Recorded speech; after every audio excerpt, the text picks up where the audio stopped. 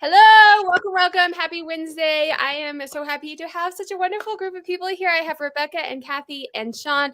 If you do not know them, they're all on social media, some Instagram, YouTube, all of that. So definitely make sure to follow them down below. It is a general Q&A. So as you guys are watching, if you have questions, put them in the chat. I do ask if you put like a big questions in cap lock so I can see it, or send like a super chat or something, because sometimes it's hard for me to see in the chat. And you guys on the panel as well, if you see a question, be like, hey, sir, we have a question. While we wait for people to get on, I will let everyone kind of introduce themselves. If you guys are watching in the chat as well, feel free to introduce yourself. What was that? Feel free to introduce yourself in the chat as well. Let us know who is here, and we'll kind of just start. Oh, this with Rebecca. I can't. It's always backwards.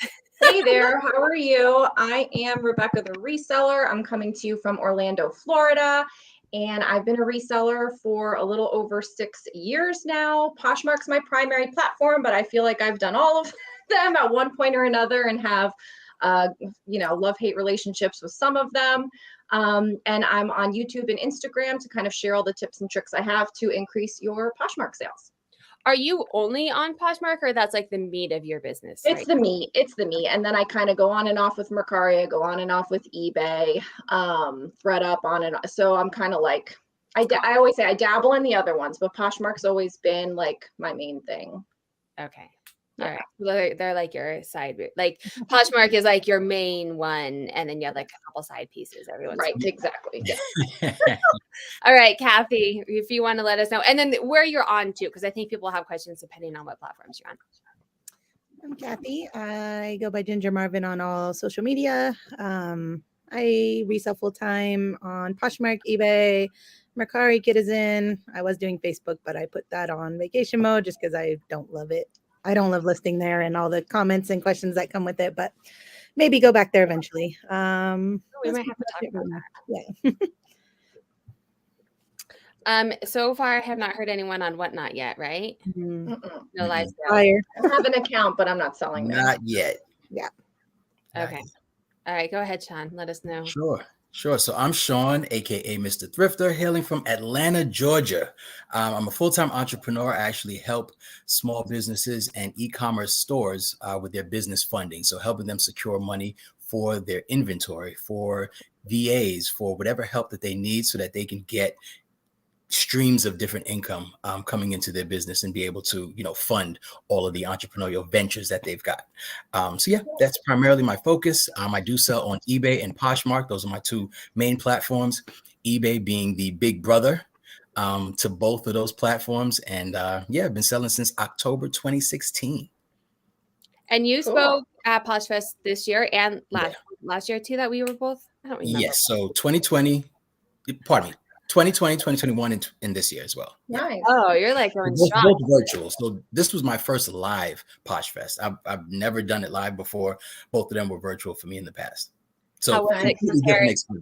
Yeah. How was it? So we won't talk too much about this because I did do a whole like PoshFest recap. Cool. But how was it live compared to in person? Did you know like pros and cons? Oh, big time. For me, it was the relationships, right? You can't build relationships virtually. So the whole foundation of the platform is the relationships, the people you meet, the different tips and tricks of the trade that you're able to share live. You just can't get that. You literally get a login name 30 minutes before you show up on your Zoom call, and that's your session, right? And that's it. You log off and you go upstairs, cook dinner for your family. That's it, right? But you're which fully is what I like about it. Which is cool, right? Which is cool. I enjoyed being submerged for the 2 days, just all things Poshmark related. So that's what I like. I like the networking, and the party was pretty cool too. Yeah. Did you find that you learned anything? I mean, because you're not a newbie, right? Like, it's like no, and not in a bad way. The content is more for like new people, and you're obviously not a new person. You spoke, right? Were there things for people who aren't like newbies? Did you like come back saying, "Oh, I learned something," or was it more just learn something from the sessions, not from other?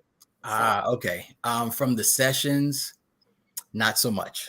It was truly the relationships, right? The people who are there providing services. I, met the founders of Vendu and got a chance to kind of chat with them and better understand their platform, how I can, support my business with what they're doing. A couple of wholesalers were there. There were investment bankers that, own pieces of Poshmark that were there as well. They were looking for sellers to, kind of get their story and better understand the direction of the platform.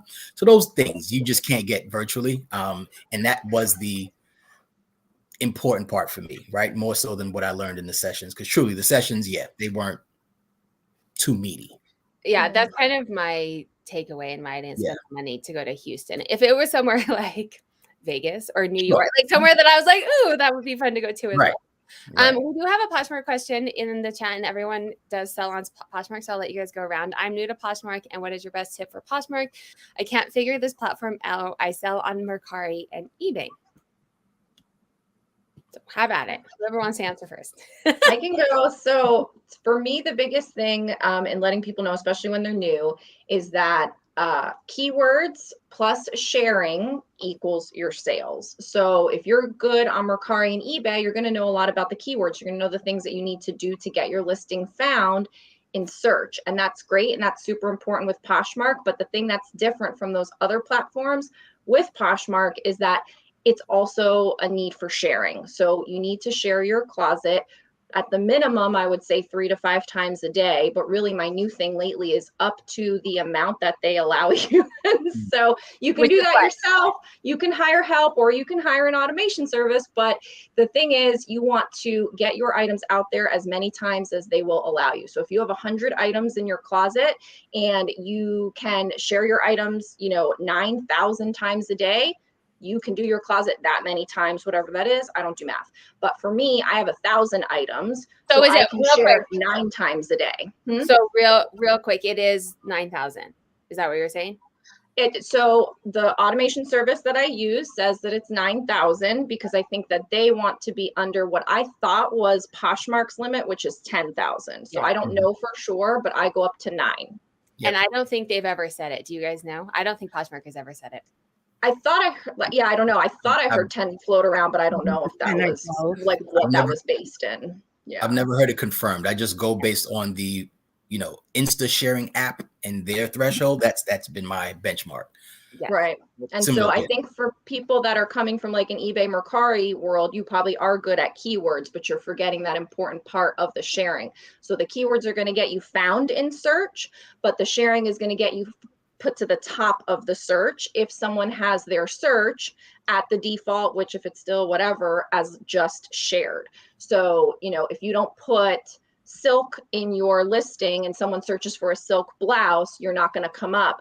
But if you have silk and you haven't shared in 2 days, you're not going to come anywhere near the top to be seen. So it takes both of those things. Sharing for sure. And don't go over 10K.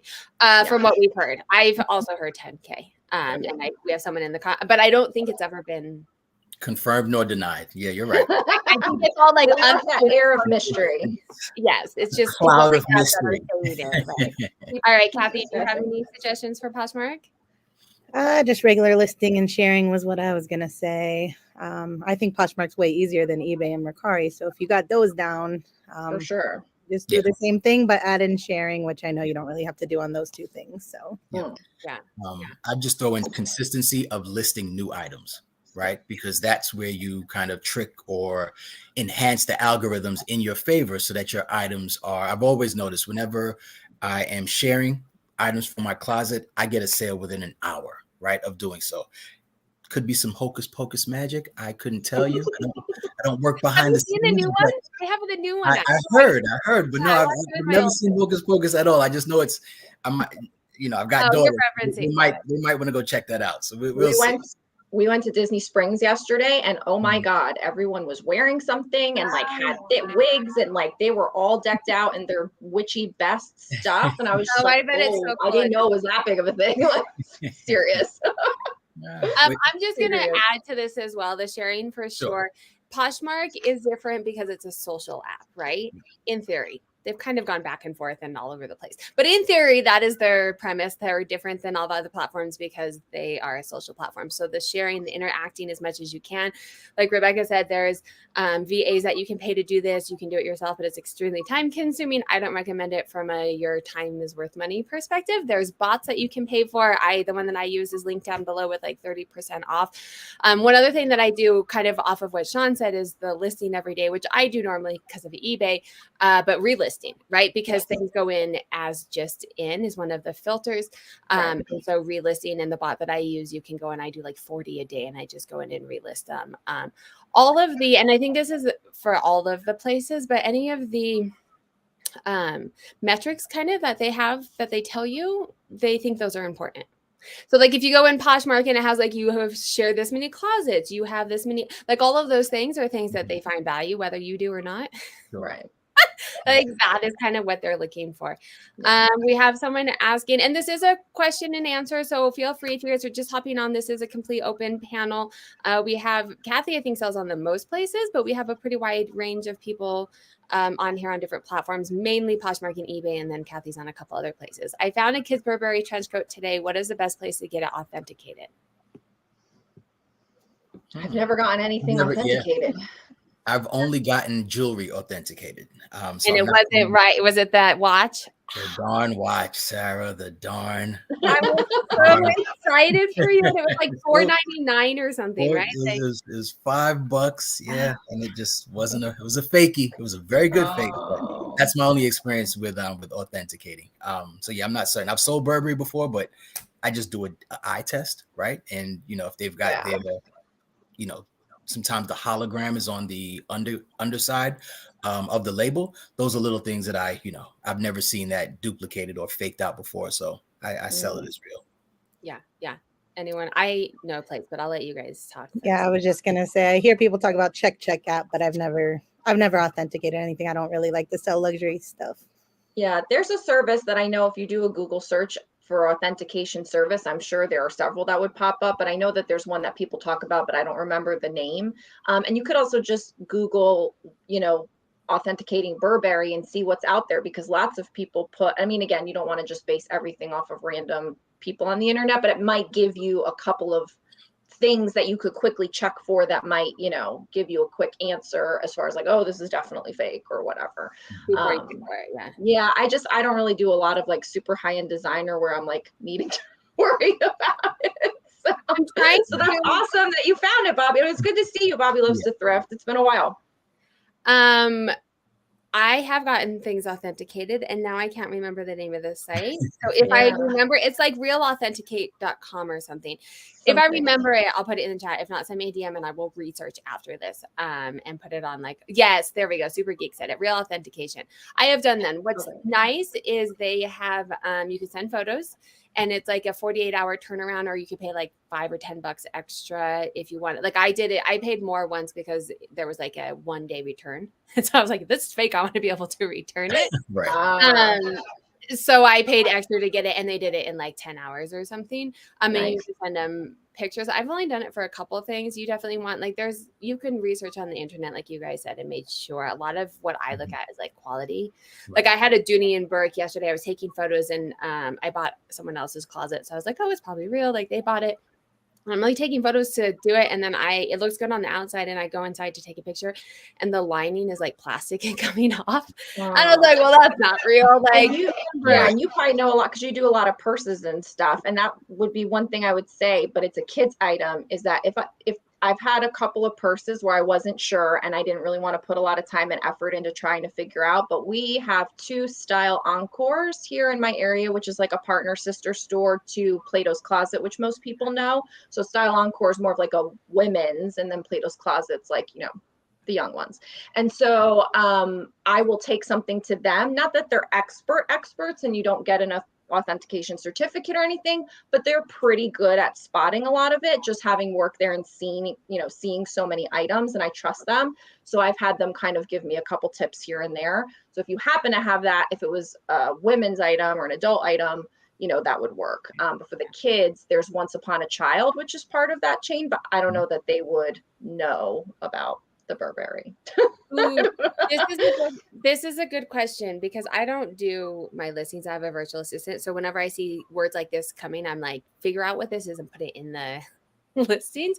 So they're saying, Rebecca and others, what in your opinion are the most aesthetic keywords? Popular aesthetic, dark academia, Barbiecore. I know cottagecore is up right there right now. Stuff TikTokers look for. So if you guys have those together. So I'll just say real quick, I hate them all.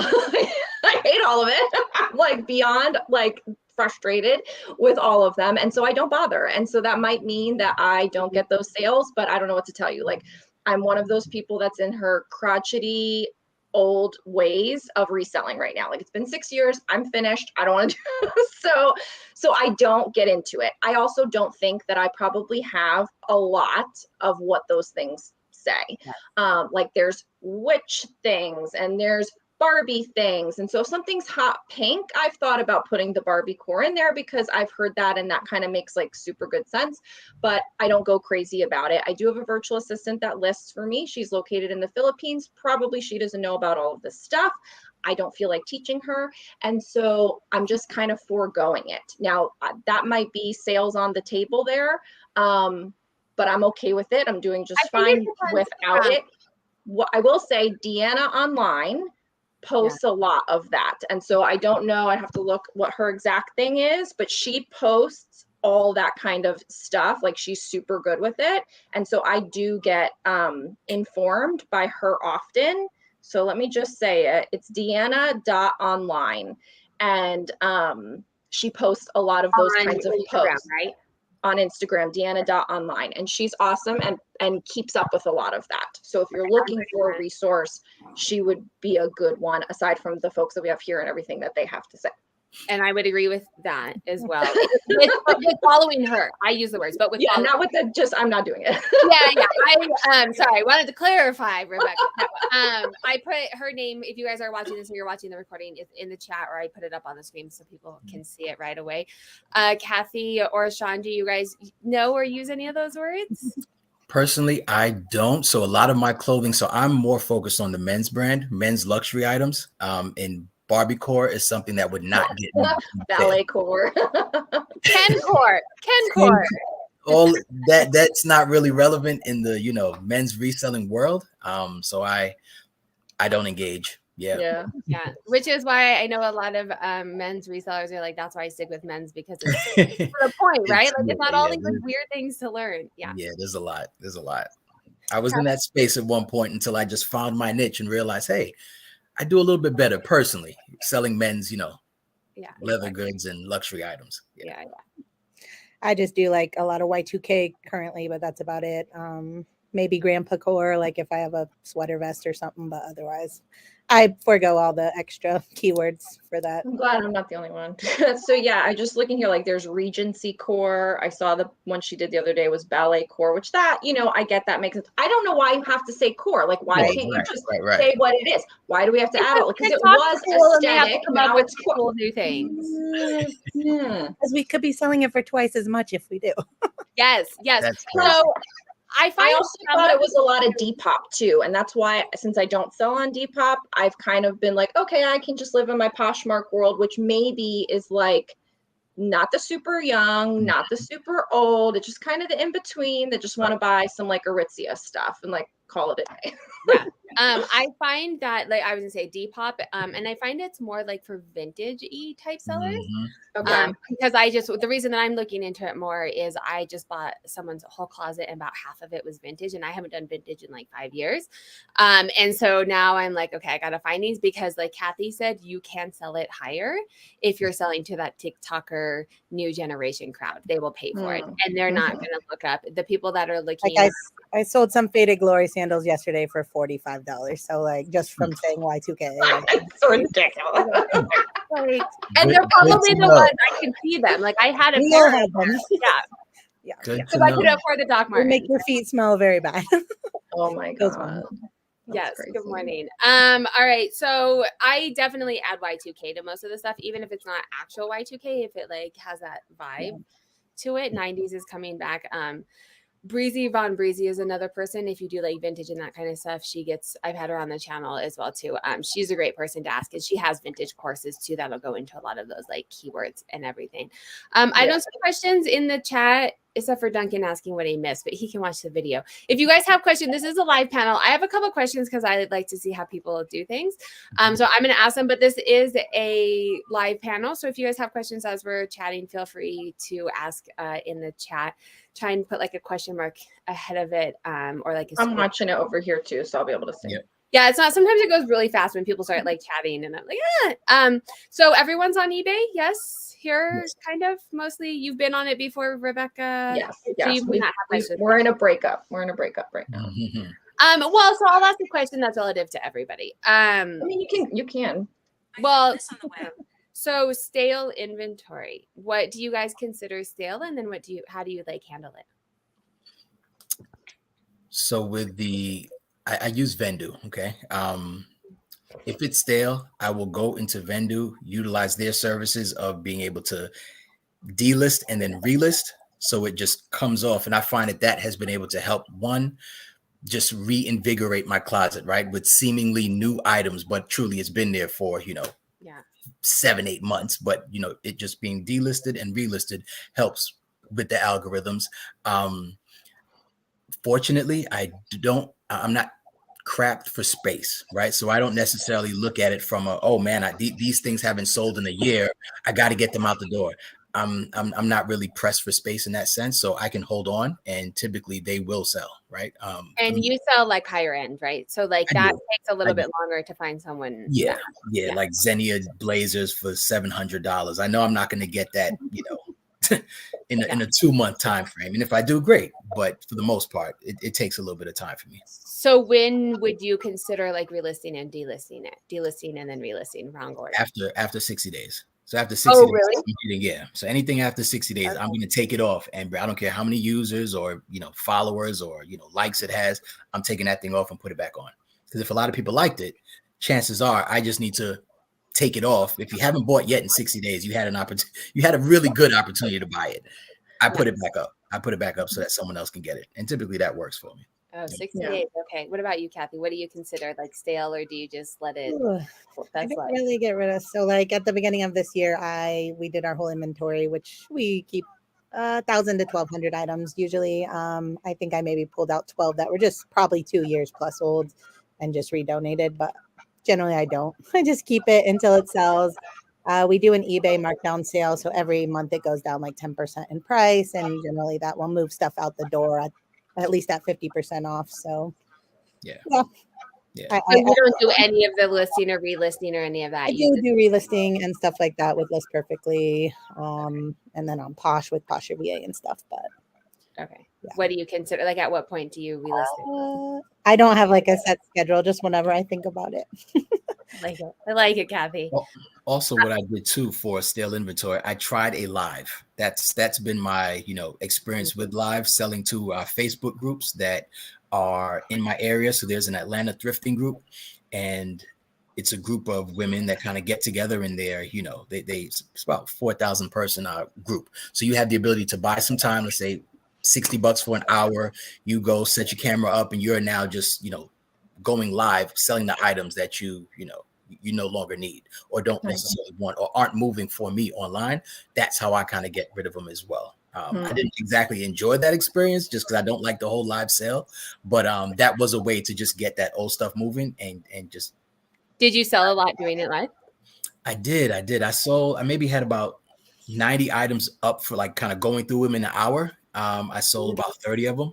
90 in an hour? You're moving fast. Yeah.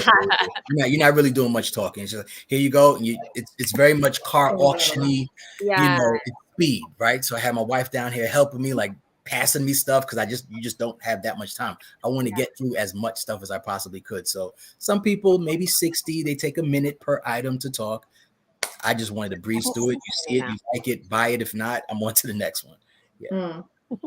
Sorry, I don't want to brag, but I just made a $2.22 sale. Here we go. That's why we have you on, Kathy. Nice. Bring in the sales. Nice. I have a that was an old item that I could have redonated, but now I'm going to make like $1. So there you go. And it helps with sales too, right? Is he said it's yeah. I love it. Rebecca, do you have anything to add to that?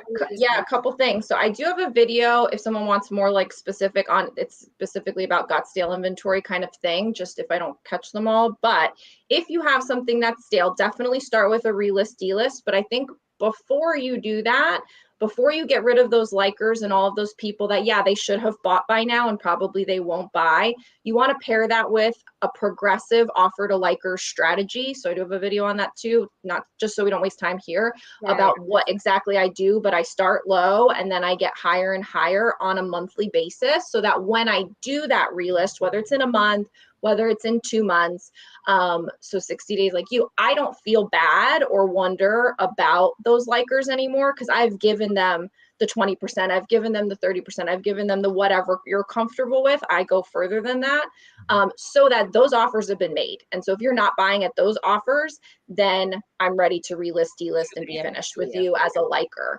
And so that would be like an offer to liker strategy, and the relist delist would be the first way. But then you could then start going through and do like the 5 for 25 or a name your price sale on Poshmark, of course. If those don't work, which I don't think that they have super great success, I would definitely go, It's a lot of time, effort on Poshmark. Yeah, well, and the next thing I would say would be to go through your My Shoppers, that feature, because there's lots of ways that you can use it. And I think because it is kind of time consuming, it's underutilized. I know I don't use it as much as I should or could, but you get access to thousands of people that have made some kind of interaction with your closet in the past. So for me, that's over 5,000 people. Like, it maxes out, I think, at 5,000. So I can't access any more people, just the latest 5,000 people. And when you send a comment or bundle their likes or whatever you're trying to do with it, send an offer, you're generating a, SHIT ton of interest in your closet immediately, and you never know what those jokers are going to buy. So it may be that you put the lowest of the low and you send a comment, say it's 5 for 25 on the cactus items, or you go through and say it's 50% off of everything, or whatever you want to do. But when I have done that, it's like a bonanza. Yeah, so if you've never done that, I think you could totally get a huge benefit from it. I think if you do it often, that it will be like law of diminishing returns on that. But then you want to go off your platforms. You want to have your garage sale. You want to take stuff to Style Encore. You want to send things to ThredUp in a partner kit and get whatever you can get for them. Like, I don't think you should redonate things. That's not what I do anymore. I used to, until I kind of developed a laundry list of actual sales opportunities. And so to me, I feel like you should get something, because at this point you've already bought it. So you've sunk time in sourcing it. You've sunk your sourcing budget into it, and you've sunk time and effort into photographing it, listing it, sharing however many times or what have you. You should get something for it if you can. Well, and I think it matters too, like to Sean's point, that you only, like, I have limited space. I'm tapped out. If I want more items, I have to get rid of the other items. And so figuring out how to do that. I don't redonate strictly because that seems like a lot of time. I don't want to go through all my old stuff. Like, Kathy, you said you went through your whole inventory, and I just like cringed a little bit and like died a little on the inside. Like, it has to be done. And like, I do an annual audit where I have my VAs go in and like all of my old items change and recomp, but like I have someone else do that. And so I think some of that's important. I'm asking kind of selfishly, because I'm kind of in this realm right now with stale inventory. I'm maxed out. My sell-through rate is going down. I think a lot of it's the economy. I have lots of videos on it. Real quick, I am going to know everyone who is on the panel, their social media is down below. So if like Rebecca mentioned a couple of videos, you can check out. Sorry, just so that way we don't waste time. There's of course. But like all of their stuff is linked down below if you guys are watching this and you're like, oh, I want to go watch Rebecca's video. There are a couple other questions too that we don't want to miss out on. Okay. You probably have one, but. So what I'm doing currently, I re-listen on Poshmark because that is what it is. And it's pretty simple there and takes time to do anything else. On eBay currently, what I'm doing is promoting old stuff really, really high. To get it in front of more eyes, because you have like some background data on eBay, and eBay still kind of like, okay, maybe this is gonna sell, maybe it's not, like, and so I'm promoting it like ridiculously high. I think I might do one, like my oldest item at like 80%, just for a fun video. So watch it, because I want to see like if it works. So I'm promoting everything really. I haven't done 80% yet. I haven't been that like. Okay. But I'm going to. I'm probably in a couple of weeks I'll do it and then make a video on what happened with it. But I am promoting, and I have a couple of videos recently of like what my results were with promoting older items. And then I think what I'm going to do is, if it doesn't sell promoted, is then go in and do sell similar, which I haven't done with eBay. Oh. But after going to eBay headquarters and kind of talking to people about how it works, I think I'm going to add that in. I don't like going through my old inventory because that's a lot of time. So I'm just hoping to like sell it. Even if it's for $2 like Kathy, I'm like, it's something. Were you gonna say something, Sean? Yeah, no, I would promote the sell similar on eBay as well, because that's something that I'll do. I'll just take 5 old listings. I'll just go into eBay and do the timing from the least soonest item that I have to the most soonest item that I do have. And I will just take it down and then put it back up with, maybe I'll switch the picture around, or I might change one of the item names, or I find that sometimes, I know we all have them, where it's just like a category is missing, right? And I don't know if because a category is missing, it hasn't sold yet. Okay, so those are little audits that I'll take. But yeah, when you do take it off and then put it up as sell similar, that does reinvigorate the closet for sure. Well, and I think you had a good point too, especially if it's something that you've had for a while. Is there something you can add to it? Is it in the wrong category? A lot of what I've noticed with like older stuff, and this is what I have my virtual assistants do during the summer when I'm not as busy and listing as much, is like recomp it. If I've had it for 3 years, it's probably selling either higher or lower, depending on what you sell. It could be selling different, and that could have been what it was, right? So the next question we do have, and I do want those who are just jumping on, this is a live panel question and answer. So if you do have questions, feel free to drop them in the chat. Favorite time-saving hacks, Rebecca? I got the yardstick hack from you. Yay!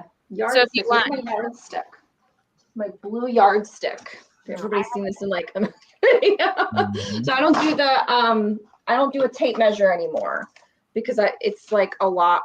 It's seconds per listing, but I can't afford seconds. I think Sarah knows, like, we like to be like, if we could shave off, you did a reel the other day, like I did 100 items in 3 hours and 20 minutes or something. I don't know. I saw your story today. I was yesterday. Whatever. I don't know. No, it's fine. I mean, I do that regularly. I photographed 100 items in 3 hours yesterday. Yes. Photographed, views, bins, and weight. That's awesome. So, and I don't do that many at one time, so I don't know what my like bulk would be, but I think mine, I don't know. I posted on Instagram, it was like 3 minutes or something like that. But I think this takes a lot of time, and so I replaced it with using the yardstick. And for me, that was like a super great time-saving hack when taking measurements. 2 at a time. Do you do 2 at a time? So I don't do what you do, because you show the measurements in your photos. I don't do that. I don't like how it looks. It's just a personal thing. I know why people do it, and I totally get that. I don't like it.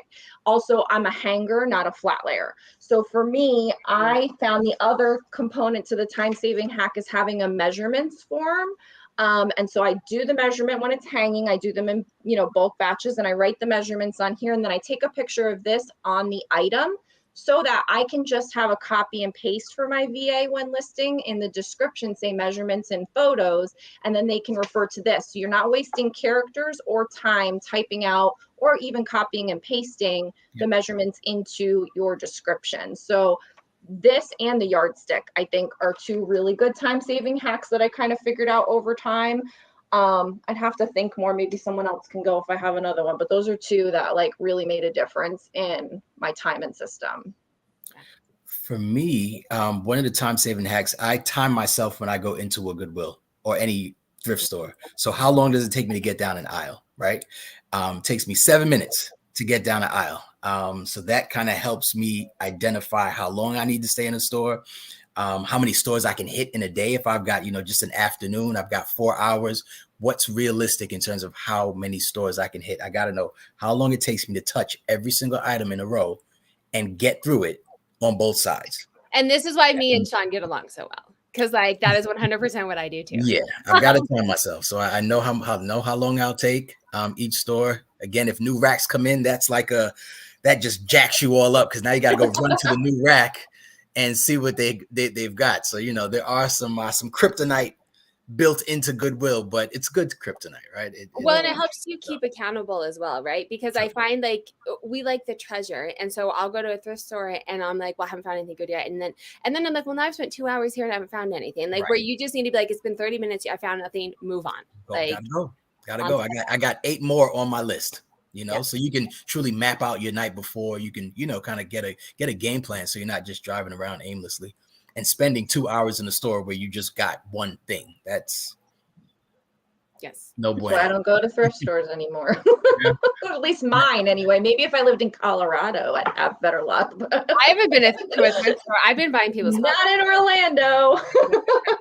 Okay, So Kathy, what do you about you? wholesale or do you get stuff shipped to you? Yeah, everything's either one-off that I order online or bulk on. Yeah, like I just don't even. I mean, that was in my email thing. I just sent out like 3 pandemic changes that I kept because I did it because of the pandemic right before I was starting to do it, and then I was like, nope, never, nope, like sold, done, never going back. I mean, I'll go in for fun, for Sure. just because, with Sure. no expectation that I'll find anything good, and usually I come out with nothing good.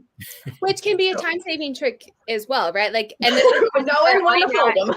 well, this is kind of where I'm at too, because I've done pallets and I've done thrifting, and going sourcing myself, I will find the best items, right? Same. Because I'm spending my time. But doing a pallet, I'm playing the more of the volume game, right? So Mhm. I'm paying a little bit more up front, but then I have more items that aren't necessarily going to be as good as if I thrifted them, but I'm saving time because they come straight to me. I don't have to go buy them. I don't have to, right? Right. Kathy, what about you? Time saving tips? I was gonna say something about sourcing, like not really. I don't really time myself, but I often go like our Goodwill's close at 9. I will go at 8:30 so that I know I can't possibly be there more than 30 minutes. That's So a good idea. I don't sell anything, but I mostly do shoes, so I always hit the shoes first. So I can go through like the whole shoe department within that 30 minutes, even looking through them, even looking up comps if I need to, and usually come out with 10 to 15 pairs. So yeah, either just like he said, giving yourself or knowing how long it's going to take, or just making it so that it can't take too long. Yeah. And then otherwise stuff at home, just like what Sarah does, she'll do 100 items in a day. So yeah, just setting out what you're going to do, and then just, barrel through it as fast as you can, instead of like taking a photo, coming in, drafting it or whatever, take all Well, the, I think do all this, do all that, like all at once. just like an underlying thing, if you're not somebody who's like super crazy about being optimal or being efficient, because it's kind of a sickness, I have it, like if you're not someone that normally gravitates to thinking about a task in that way, if you just tried that on, I bet you would find a zillion ways that you are wasting time on a regular task that you don't actually need a hack for, but you could just firm up your system a little bit better. And then that's something that you can replicate over time. Like every exact thing in this setup that I have around me is, I've moved it, I've tweaked it, I've changed it, I've done it this way, I've done it that way, until I'm like, this is it. Like, this is the way, and I don't have to change anymore because this is the fastest I'm ever going to get this way. But if you've never done that exercise, you don't know. If you just put your, thank you cards over here instead of over there, or had your scissor over here instead of over there when you have a loose thread, that would save you time without even really having to have a hack, so Like, Well, for and me, that's some of the basics too. Gotta audit your process 100%. Yeah, exactly. so like I notice for myself, clothes, I hate lint rolling and stuff, and we have our dog here, so we have to lint roll everything, but it takes so much longer, and usually clothes sell for less anyway, so I can do 100 pairs of shoes in like an hour and a half versus it might take me 3 hours to do 100 clothes. So Interesting. oh, so do you focus more knowing what you're fastest at and just like doing as Right. much of that as you can. True. Right. Right. So a couple of things that I do, and then we'll move on to the next one. I definitely recommend a SKU system. I don't care what it is for you, but some Yes. kind of way to organize for shipping, definitely. Mhm. If you can, especially, so it not only helps you, save time, but the consistency and being able to ship every day. And like, even, I mean, it takes me 2 minutes on average an item to ship start to finish. And so even when I had COVID, I went down and shipped 5 items because it took me 10 minutes. Like, you can find 10 minutes Sure. to ship things. If you're like, I don't know where this went, and it takes you 2 hours, it's Right. harder. And then it's also harder to scale up, because if it's taking you 2 hours to ship 10 items and then now you have 20 items, that's half your day. Right. Yeah. So I definitely agree with like honing in on the processes, timing yourself, making one change, even if it's as small as like changing from a yardstick to a tape measure or vice versa. Time it, for a week and see which one actually was faster. And 30 seconds for processes adds up to hours a week, a month. Niching down too. I know this isn't for everybody, but it kind of goes to what Kathy was saying for shoes. If you know, like Kathy can go through I I know this because I watch Kathy on social media.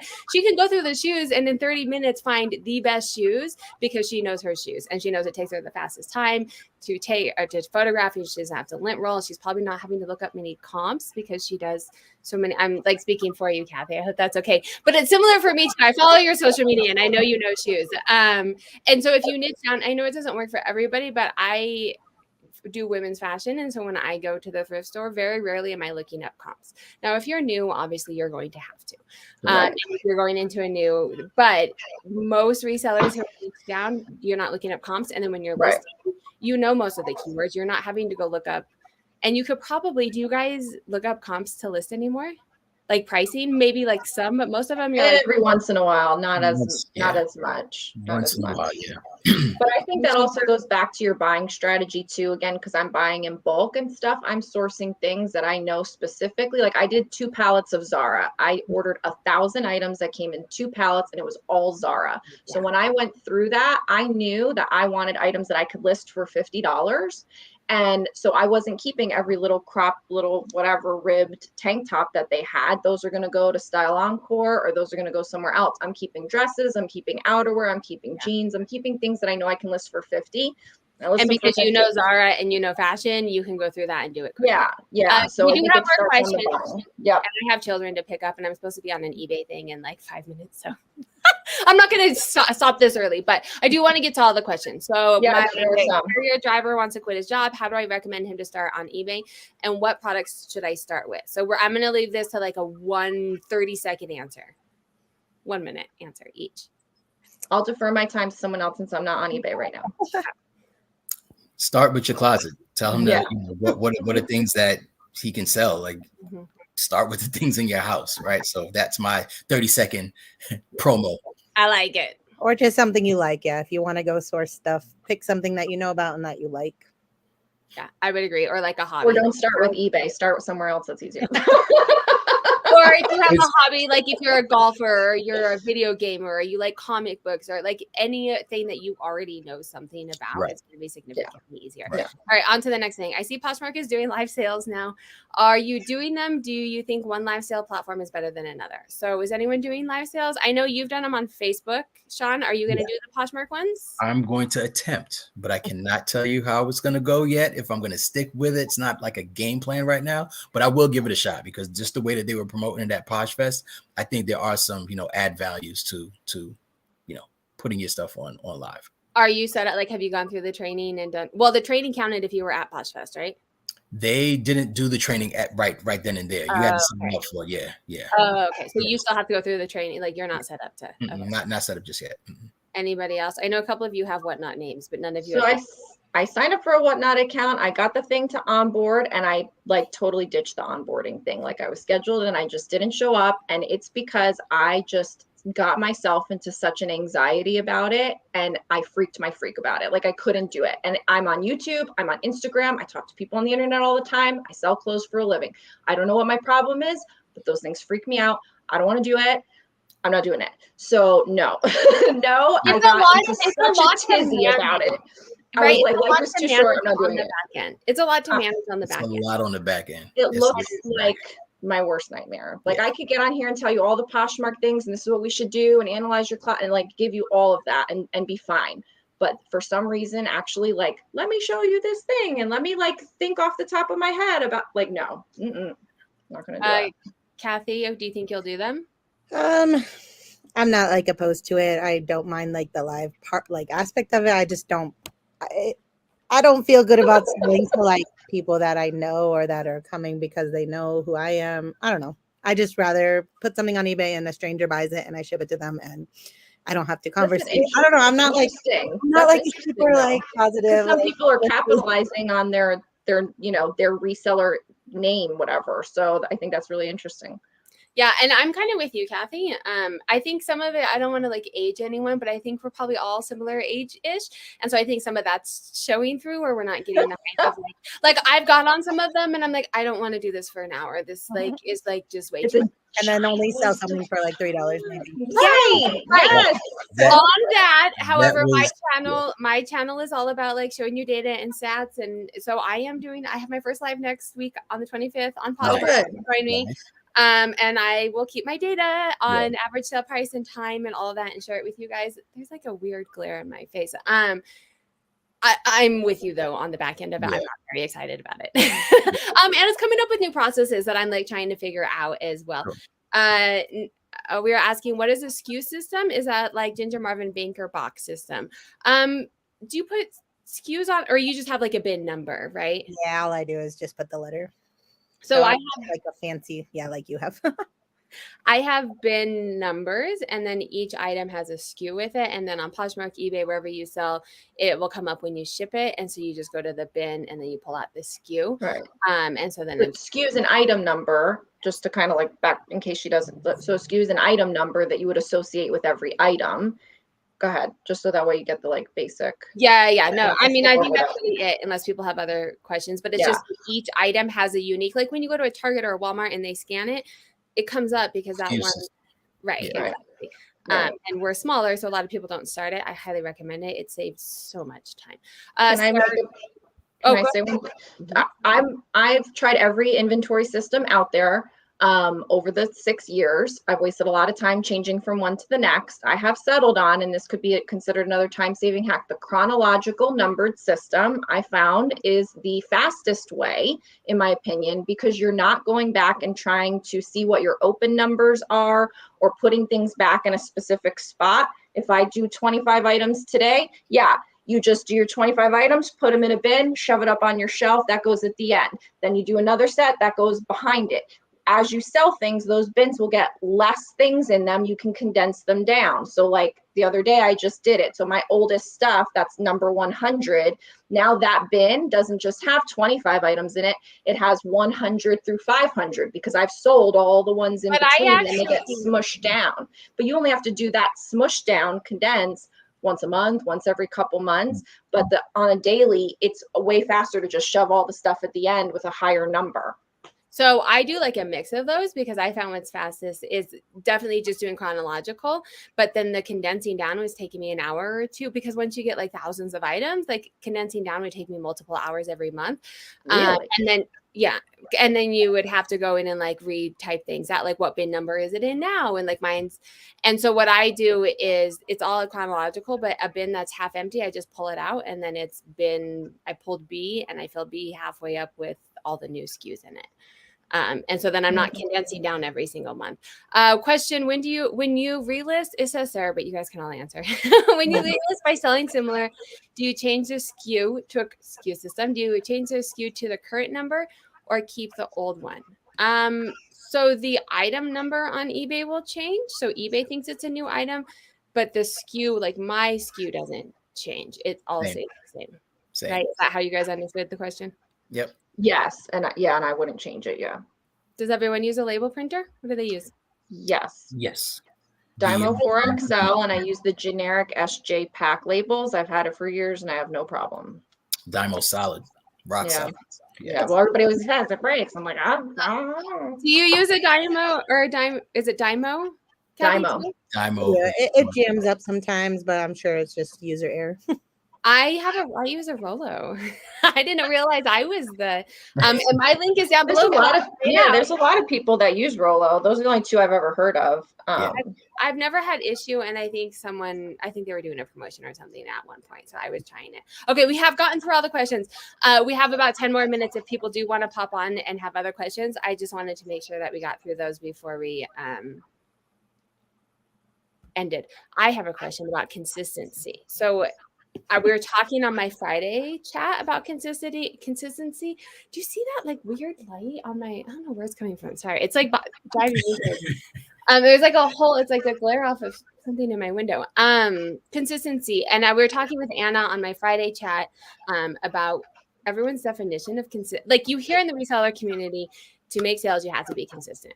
But then we were talking about like everyone's perspective of what consistent is different. So I'm interested to hear like your guys' perspective on how to use a consistent and what that actually means for you. And we'll start with you, Sean, because I feel like, we'll start this way. Yeah, that's fine.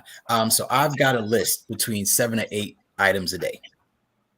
And that's consistency for me, right? So when it comes to listing, It's a mixture between 5 brand new that they've never seen before, and let's say 3 or 4 that are old that I'm now bringing up to speed and selling similar on. So you list every single day. That's your thing of Every- consistent. every- Okay. Okay. Yep. Kathy, what about you? What's your perspective? Ideally that would be it, listing every single day. I did get for a month or two. It's just hard with the kids and everything, to keep, because I do like to handpick every item I put. I don't really like wholesale. I don't like pallets, things like that. So I go out and pick my 105 items per week, which sometimes I just can't do that and list them Right. all. So yeah, ideally I think it's best to list every day or as often as you can, but yeah, I If list you get behind, like let's say last week you can only get 85 because the kids are on fall break. Do you try and like, oh, okay. Well, either way, do you try and like make it up the next week, or do you just say like, this is a new week, I'm going to start? Yeah, I just give myself a little grace and start fresh. Do you find it's hard? Like for me with consistency, if I don't do it every day and get out of the routine, then I find it's so much harder to get It is hard to get back. And then all of a sudden I'm like, well, now I haven't listened in 2 weeks. Because I'm like, why didn't I do it last week? Like, I don't want to do it this week. So, and like for me mentally, that's why I do it every day, because getting out of the habit. And nothing against you, Kathy. Like everyone is like in their own realm. But it seems like if I can't list, like he said, I'll do some sell similars or relist. So I'm doing something to like give activity to my stores, just not putting up new stuff, which I think is important. So I also, I don't know if my consistency is 105 items, but also I want to just like hit $4,000 in like added value to my store. So that could be less than 105 items, Right. So interesting. So you want to do 4,000 new dollars in your closet every month or week? Every week. So originally I was trying to like make $100,000 profit this year, but then I like fell way behind like super early on, and I knew I wasn't going to hit it. But basically I know my profit's going to be about half of my gross sale price. So like if I list 4,000, obviously they're not all going to sell within the first year anyways, but that was just like where my head was when I was coming up with the number. If I put $4,000 up, if they all sell, I'll profit about 2,000 of it. Gotcha. Interesting. I was talking with someone else about this, because so many times in our community you've talked listing, how many items I have in my store, how many. But I've seen you say this too, like I listed this much money in my store, not always like I listed this many items. And it's been on my agenda for like 6 months, but to start thinking about it in that way, because everything that you just said, Kathy, hit, like you could list 7 items that are going to make you as much value as if you list 15. I'm listing $700 blazers. I only have to list a few every week. Right. And so I think it's a good way. It's a different way to change your mindset. And I like it to be thinking more about the dollar value that we have instead of the number of items. Because if you have items that are all worth $1, who care? I mean, people care, but like it's not right to start looking about. Okay, so, Rebecca. Go ahead, Sean. Real quick, something that helps. So Seller Insight. I know you've got apps, Sarah, that you promote and sell and do an awesome job. I can just kind of speak on just Seller Insight. It does that where it quantifies how much dollar value you listed that day or that week. So that's something you can kind of add to cart.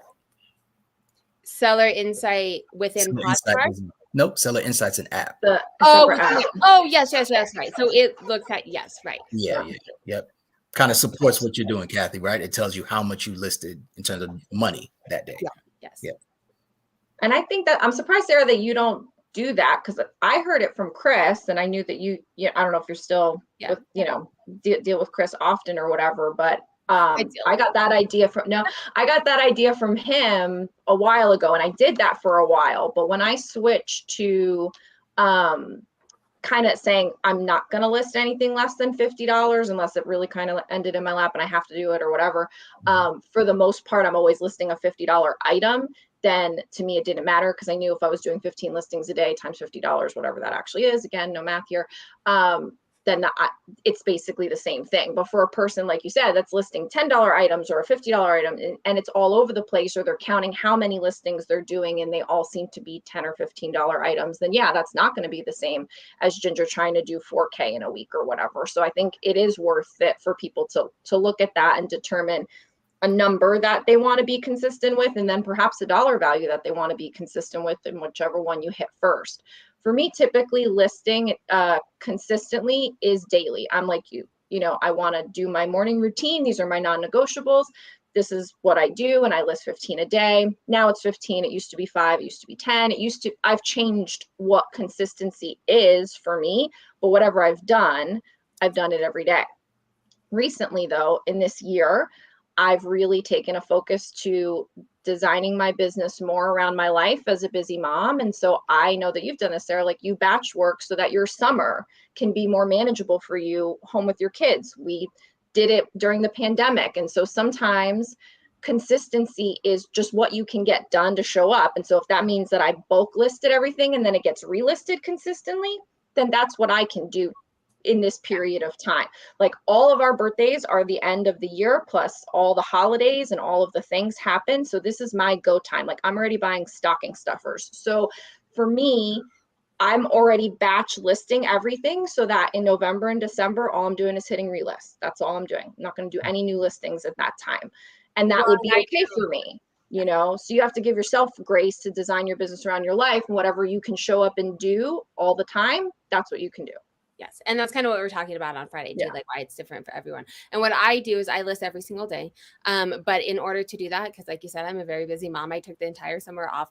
I say that I still listed every day and I still shipped what's sold, but you did your daily non-negotiables. I didn't, what was being listed were drafts on my VA. I was listing 8 a day for 3 months, however many, like 500 items ish, photos in April. Yes, I did. I sourced and I took them knowing to work.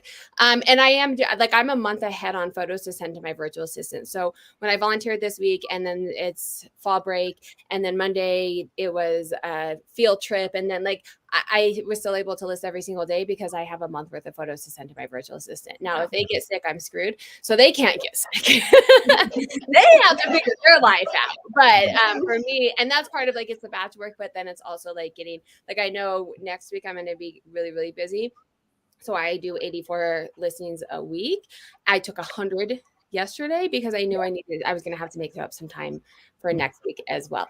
If no one has a Rollo. If someone's asking a Rollo for Mercari, I don't have a Rollo. Or I have a Rollo, but I don't do Mercari. So if they want to print labels for Mercari on a label printer, what you can do is do ship on your own and do it through Pirate Ship or whatever other one of those things. And then you can print them that way. The other thing, if you want a label, but you don't want to invest in a label printer, is you get the half sheet labels and you can print Mercari labels on the half sheet labels through your regular inkjet, blah, blah kind of printer.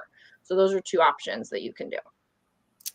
Yes. And I don't do Mercari because that sounds like a lot of extra time. That's not the only reason, but we do have a couple questions. Some of them are just like explanations that I'm just going to say for the sake of time. That's not one of them because you guys can talk to that. Can we explain sell similar? I hear this over and over. So sell similar on eBay is going to be like relisting. Essentially, you are ending the item on eBay. So eBay thinks it's gone. And then you are selling, it's called sell similar. So you take the exact item and you just make a copy of it. They call it sell similar on eBay. And what that does is make a whole new item ID. So in eBay's eyes, it's a completely new item. It's relisting on Poshmark, and I'm sure other platforms have the same, where you're ending an item and you're relisting it as a new item. So you're starting to get new. Most platforms push new items out to see if it's going to sell. So that's kind of the theory behind it.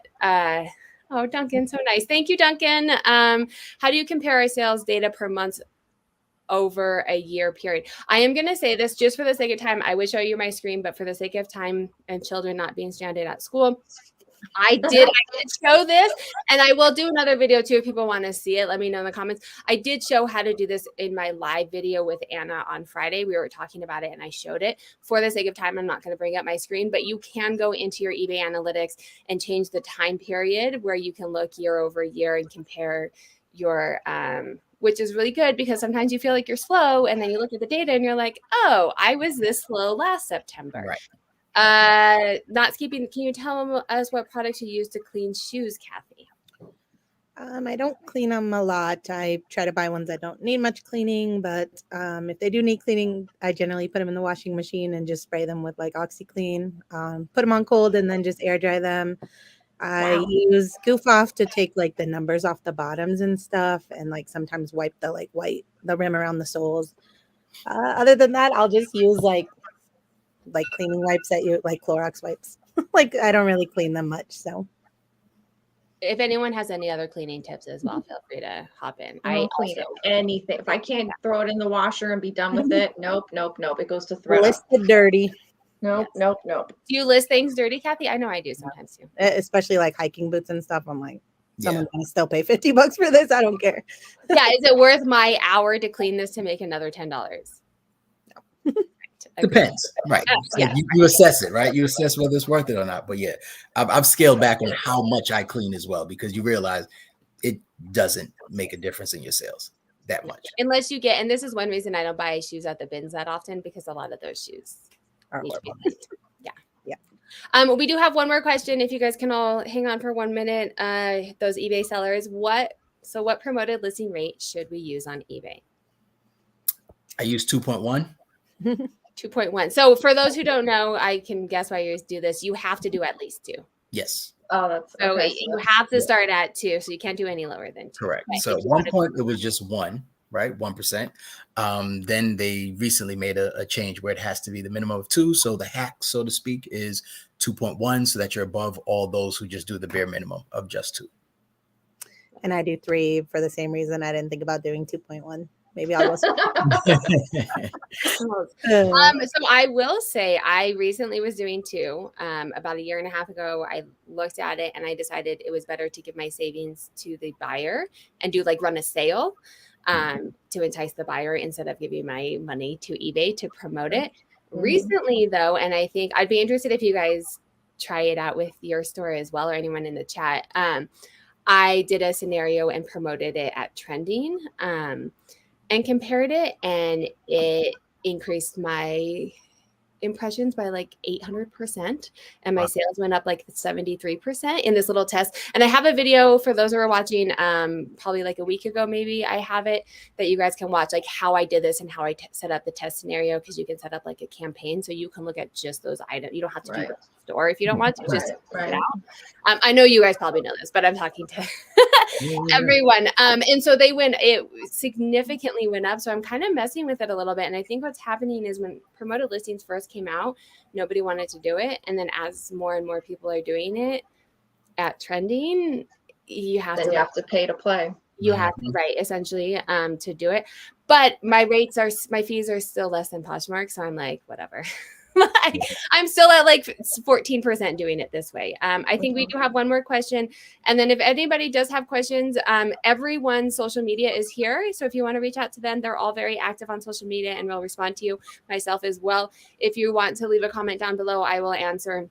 Or if it's specific for one of the panelists, I will make sure that they get it. There was one other question, and then I am going to hop off because I have children to get to. How do you... Yes, the VA one. How do you save time sending a VA listings? What info do you give them to prep? I will say I have a step-by-step, and I think Rebecca might as well. But I have a whole series. You have it. Yeah, and I have a hiring bundle. So we both have resources for VA. So in my processing video playlist, I have a step-by-step on my virtual assistant.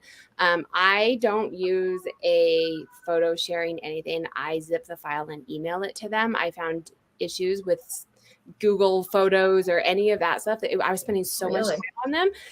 So I put it in a folder, I zip it to an email, and they save it to theirs. I've timed this. I'm not saying that it doesn't work for other people, but I've never done a zip folder, so I don't know the time. But you have a Mac, so your stuff will automatically go over to your computer, and I don't. So that would be a thing. Yeah, so I take photos on my phone, and then they're automatically on my computer, and I just put them in a file and zip it and send it over to them. But we both have processes, and I think Sean and Kathy, do you guys I've got VAs, yeah. Yeah. You help people set it up. So if you guys want more specific questions, either come next week and I'll have a new panel and we can talk about it, or send any of us specific questions, or you can watch one of our videos. I hate to cut this short because it is always really good. Go get your kids. Oh, good. Get them. Go get it. Thank you guys so much, everyone. Please follow Rebecca and Sean and Kathy. I almost said Ginger because I saw it on the thing, but it's I know Kathy, so we've met because she's in Colorado as well. So thank you guys, everyone. I am doing my live on Friday with Anna.